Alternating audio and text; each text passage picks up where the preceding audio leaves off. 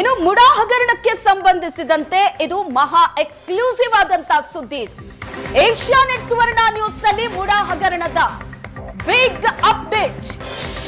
ಹೈಕೋರ್ಟಿನಿಂದ ಪಾರ್ವತಿ ಅವರಿಗೆ ರಿಲೀಫ್ ಸಿಗ್ತಾ ಇದ್ದಂತೆ ಸಂಚಲನಕ್ಕೆ ಕಾರಣವಾಗಿದೆ. ಸಿದ್ದರಾಮಯ್ಯನವರಿಗೆ ಸಮನ್ಸ್ ನೀಡೋ ವಿಷಯದಲ್ಲಿ ಇಡಿ ಹಿಂದೆ ಸರಿತಾ? ಪಾರ್ವತಿ ಭೈರತಿಗೆ ಕೊಟ್ಟಂತ ಇಡಿ ಸಮನ್ಸ್ ಹೈಕೋರ್ಟ್ ರದ್ದು ಮಾಡಿದೆ. ಸಿದ್ದರಾಮಯ್ಯನವರಿಗೆ ಸಮನ್ಸ್ ನೀಡೋದಕ್ಕೆ ಮುಂದಾಗಿತ್ತು ಇಡಿ. ಈಗ ಇಡಿಗೆ ಭಾರಿ ಹಿನ್ನಡೆಯಾಗಿದೆ. ಸಿದ್ದರಾಮಯ್ಯಗೆ ಸಮನ್ಸ್ ನೀಡೋದ್ರಿಂದ ಇಡಿ ಹಿಂದೆ ಸರಿಯತ್ತಾ? ಸಿದ್ದರಾಮಯ್ಯಗೆ ವಿಚಾರಣೆಗೆ ಬರುವಂತೆ ಇಡಿ ಸಮನ್ಸ್ ಸಾಧ್ಯತೆ ಇಲ್ಲ. ಈಗ ಮುಖ್ಯಮಂತ್ರಿಗಳಿಗೆ ಸಮನ್ಸ್ ಕೊಟ್ರೆ ಇಡಿಗೆ ಮತ್ತೊಮ್ಮೆ ಹಿನ್ನಡೆ ಆಗುವಂತಹ ಸಾಧ್ಯತೆ ಇದ್ದು, ವಿಚಾರಣೆಗೆ ಬರುವಂತೆ ಸಿದ್ದರಾಮಯ್ಯನವರಿಗೆ ಇಡಿ ಸಮನ್ಸ್ ಕೊಡುವಂತಹ ಸಾಧ್ಯತೆ ಇಲ್ಲ ಸದ್ಯದ ಮಟ್ಟಿಗೆ. ಇಡಿ ದಾಖಲಿಸಿರೋ ಕೇಸ್ನಲ್ಲಿ ಸಿಎಂ ಸಿದ್ದರಾಮಯ್ಯ ಮೊದಲ ಆರೋಪಿ. ಸಿದ್ದರಾಮಯ್ಯನವರಿಗೆ ಸಮನ್ಸ್ ನೀಡೋದಕ್ಕೆ ಇಡಿ ಅಧಿಕಾರಿಗಳು ಸಿದ್ಧತೆ ನಡೆಸಿದರು.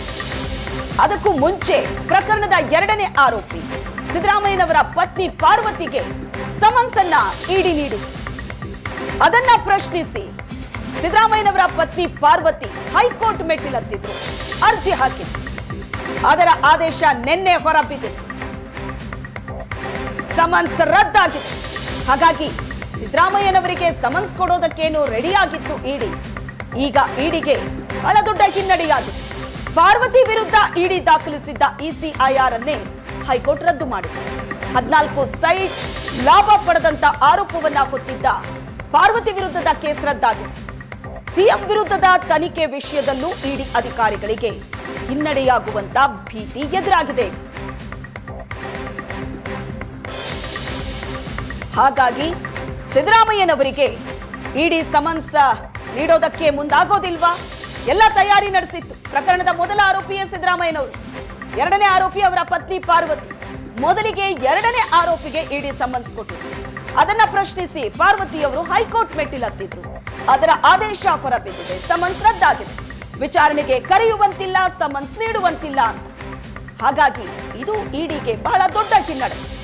ಈಗ ಮುಖ್ಯಮಂತ್ರಿಗಳಿಗೆ ಒಂದು ವೇಳೆ ಸಮನ್ಸ್ ಕೊಟ್ರೆ ಇಡಿಗೆ ಮತ್ತೊಮ್ಮೆ ಹಿನ್ನಡೆಯಾಗುವಂತಹ ಸಾಧ್ಯತೆ ಇದ್ದು, ಸಿದ್ದರಾಮಯ್ಯನವರಿಗೆ ಸಮನ್ಸ್ ನೀಡೋ ವಿಷಯದಲ್ಲಿ ಇಡಿ ಹಿಂದೆ ಸರಿತಾ ಅನ್ನೋ ಪ್ರಶ್ನೆ ಎದ್ದಿದೆ.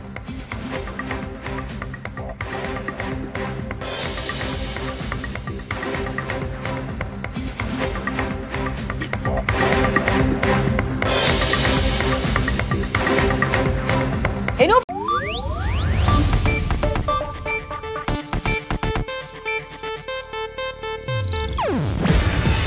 ಇದು ಏಷ್ಯಾನೆಟ್ ನ್ಯೂಸ್ ನೆಟ್ವರ್ಕ್ ಪ್ರಸ್ತುತಿ. ನೀವು ನೋಡ್ತಿದ್ದೀರಾ ಏಷ್ಯಾನೆಟ್ ಸುವರ್ಣ ನ್ಯೂಸ್.